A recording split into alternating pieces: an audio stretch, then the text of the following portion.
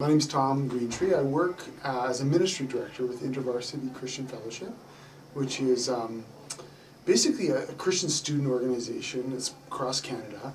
And as a staff, we work with students, particularly around the question of following Jesus. What does it mean to be a Christian as a student in reference to the whole world? So really, we work alongside students, a lot of mentoring, coaching, resourcing, and challenging them as they engage in their studies to really consider how their faith connects with the world. So this understanding that the world isn't just people; it's the whole world, and our care and our life needs to extend to them.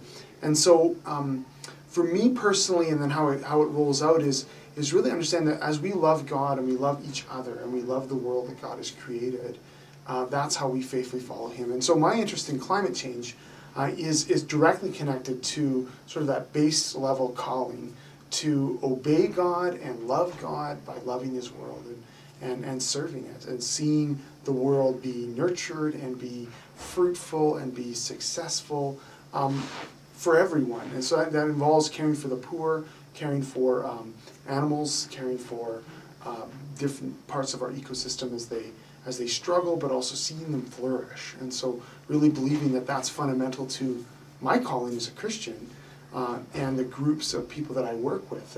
It's part of an integrated part of our discipleship and our following of Jesus. I think a lot of students, they already know, they get it. They've been raised knowing that these are important issues.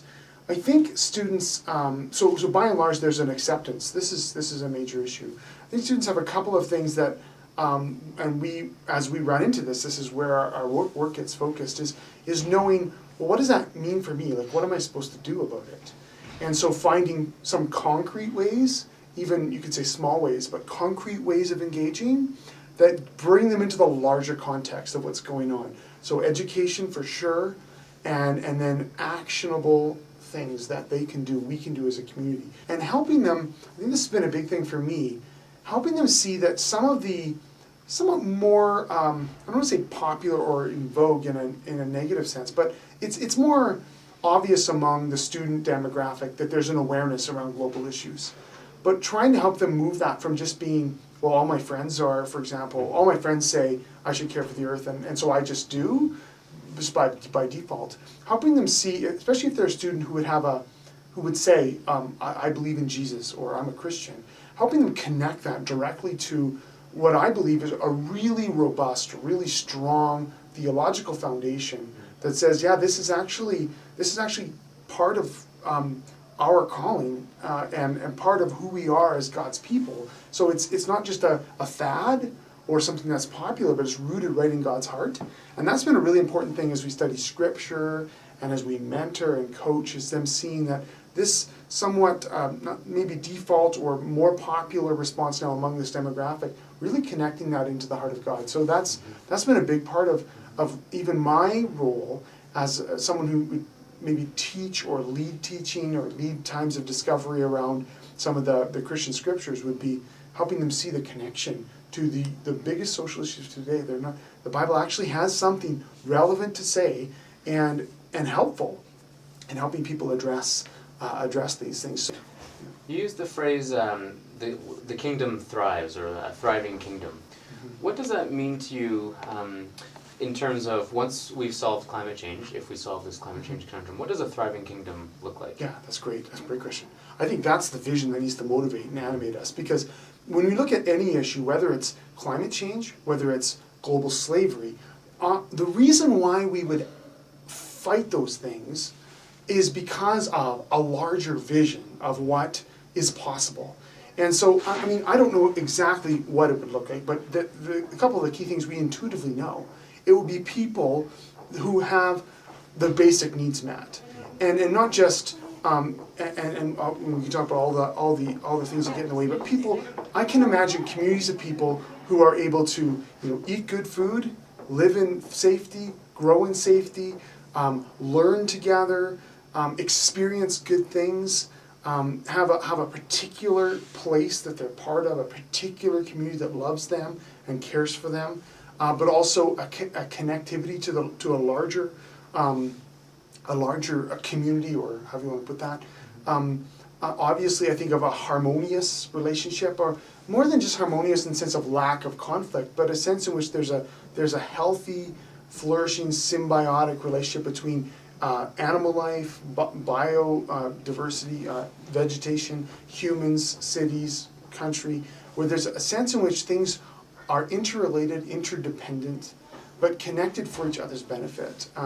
That's, I think, the vision. The way I understand the story arc of the scripture, the Christian scriptures, and how I actually view then the story arc of the world, is a sense in which God had a desire to create a world in which humans and animals and the whole ecosystem actually was an image of God's life.